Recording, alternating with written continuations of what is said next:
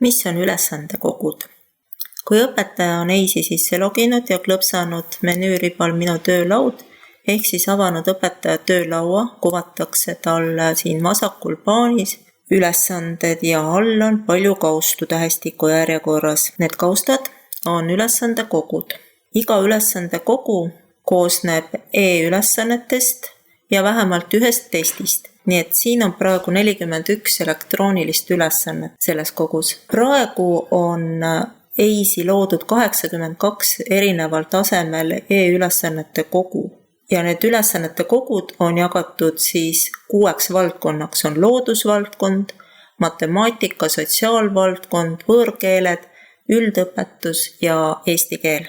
Mis on e-ülesanded siin ülesannete kogus? Igas kogus on neid ülesandeid kuni 50 ja ülesanded erinevad pikkuse poolest, nad on erineva raskusastmega ja neil on erinev eesmärk. Ehk siis ülesanne saab olla selleks, et harjutada mingit uut teemat või siis saab kontrollida, kuidas on mingisugune teema või alateema omandatud. Enamik ülesandekogude ülesanded on arvuti hinnatavad.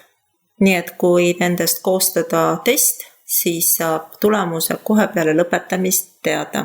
Kõik ülesandekogudesse kuuluvad ülesanded vastavad põhikooli riiklikule õppekavale ja tavaliselt on nad ühe mingi konkreetse õppeaine, siis näiteks sotsiaalvaldkonnas on ajalugu, ühiskonnaõpetus ja inimeseõpetus ning loodusvaldkonnas on ka keemia, füüsika, bioloogia ja geograafia on mingid teema järgi.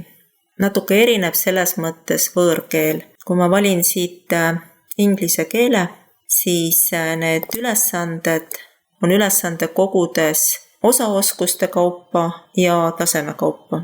Näiteks A2 taseme kuulamisülesandeid on selles kogus 43. Kõik ülesanded ülesannete kogudes on õpetajatele vabaks kasutamiseks ja õpetaja saab ise otsustada, millises õppeprotsessi etapis milliseid ülesandeid soovib kasutada, kas näiteks tavatunnis või kodus harjutamiseks või hoopis teadmiste kinnistamiseks. Nii et olge lahke ülesandekogusid kasutama.